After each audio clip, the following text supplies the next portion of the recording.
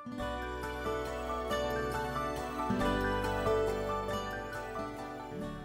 everyone, welcome to February the 19th on Read Through the Word. And today is one of those days in Scripture where it's more than, I'm not really seeing application to what I'm reading to my daily life. It's more than that. Today's reading was hard and truly a Deuteronomy 29:29 moment where we don't have enough of this. We don't have enough of the story. We don't have enough of the commentary to truly understand what happened to Nadab and Abihu, the sons of Aaron. We have this short couple verses that rock our world. And by the way, I just happen to think you might not know what Deuteronomy 29:29 is. Many of you are joining, like we have people joining Read Through the Word almost every day. And some of you might not be familiar with my anchor verse when I study Scripture. And it's on the cover, inside cover of my Bible. And I put it here on purpose because there are things that I don't understand in Scripture. And there are times when I look at God and think, really? Why did you do that? And I don't get an answer. But here is where I lie. Here's where I leave. Here's where I leave those things that I don't understand. Deuteronomy 29:29, the Lord our God has secrets known to no one, and we are not accountable for them. But we are, however, accountable for that which he has revealed to us, so that we may obey the terms of his instructions. So we're only accountable for what we don't understand, or for what has been revealed. We're not accountable for what we don't understand, but that doesn't make us any less in a quandary of how this unfolded. I mean, we really have to back up to yesterday's reading where we had more of the offering given. Then we had the ordination of the priests. And then today at the beginning of the reading, they start their work. And it looks like, really everything is moving forward. And we have to remember that these men, that Aaron and Nadab and Abihu went with Moses up on Sinai to meet with God. These men had been in the throes of it all. They went up with the elders to meet with God.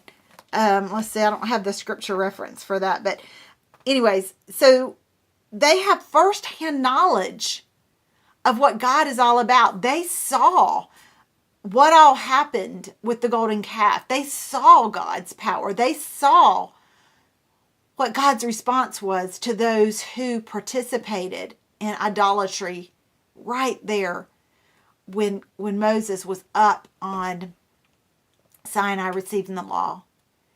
They were there. They're full witness to what God did, bringing them out of Egypt.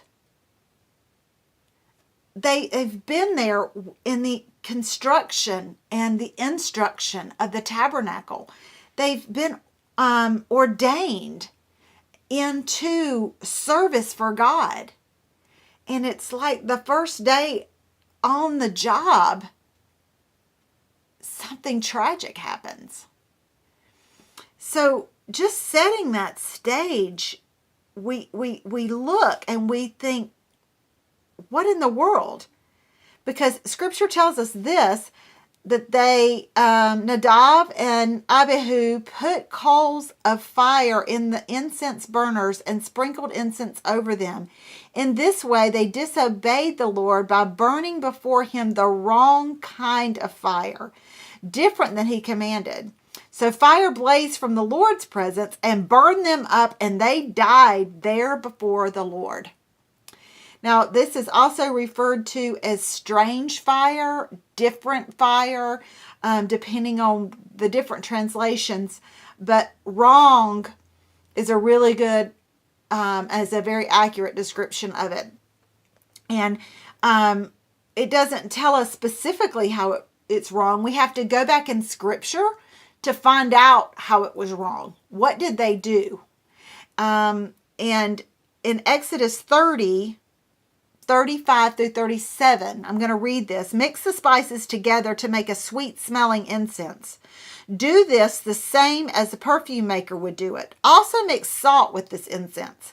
This will make it pure and special. Grind some of the incense into until it becomes a fine powder. Put the powder in front of the holy box that holds the agreement in the meeting tent. This is the place where I will meet with you. You must use this incense powder only for its very special purpose. You must use it only in this very special way. And you must also make it in a special way. Don't make any other incense in this way. Period. End of story. Period. End of the story. So, what happened? Well, all we can conjecture is that they made an incense differently than what their instructions were. They lit the fire with the wrong incense, with the wrong spices, for whatever reason. And some of the commentaries I read, they differed on this opinion that they possibly were drunk and just were incapacitated and carelessly and thoughtlessly put the wrong fire on. There was not an agreement across the board in commentaries for that. So I'm just throwing them out there. I don't know exactly what happened because Scripture doesn't tell us exactly what happened. All we see is that it was different than God commanded. And Aaron was silent at the end of verse 3. Yeah. I mean, what was there to say? I'm sure Aaron wasn't the only one that was silent. I'm sure no one could believe what was going on. And then he was told, not to mourn. And it was just a rough day, a first day on the job for Aaron and his sons. That's just all there is to it. One of the commentaries said theirs was a flagrant piece of disobedience and disloyalty to God. These are some sharp words. Disobedience and disloyalty is a big word. These men were virtually saying, our fire is as good as yours, God. We don't need yours. And he goes on to say, this commentary goes on to say that this put in place a parable of what secular men will do in relation to God. In other words, we can see a connection. We might not be struck by fire, but there is a connection to what we do when we come before the Lord. And the question that I ask myself is, do I show disregard for God's holiness? And that's really what happened here. God had set something in place. He gave complete instructions, explicit instructions of how to do what how he wanted it done, and it wasn't done that way. And the penalty was horrific. And I'm thankful that there's not immediate divine judgment. I don't know about you, but when I read that, I was like, oh, for grace, oh, for grace. And the cross and Jesus. So some of the ways that I thought of that I disregard God's holiness is my pride. That I don't humble myself before God often enough. That I don't humble myself before man enough.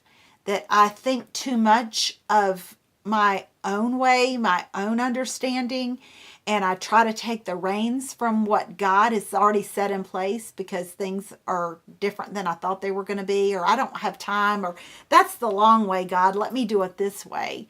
In essence, saying, mine is just as good as yours, God. I don't really need yours. And then worshiping and offering things to God that just don't please him but please man. You know, am I looking for praise of man, or am I looking to worship and offer God what is due to him? So this was kind of this is a challenging passage. This is a challenging part of Scripture that we really, it's hard to see God in this way. So I'm right there with you. It's a difficult Scripture, and I did feel for Aaron just how that must have scarred him, and he was not able to really even mourn and speak of this. So just keep in mind God's holiness and God's and showing that respect to God and what he asks us to do, what he requires of us as his children, and that's to love, that's to forgive, that is to serve, those three basic things. And that our way of thinking is not right, and it should not replace his way of thinking, that his ways, even if they don't make sense, are the way we should follow, because that's the only way we're going to have true peace. We'll see you tomorrow on Read Through the Word.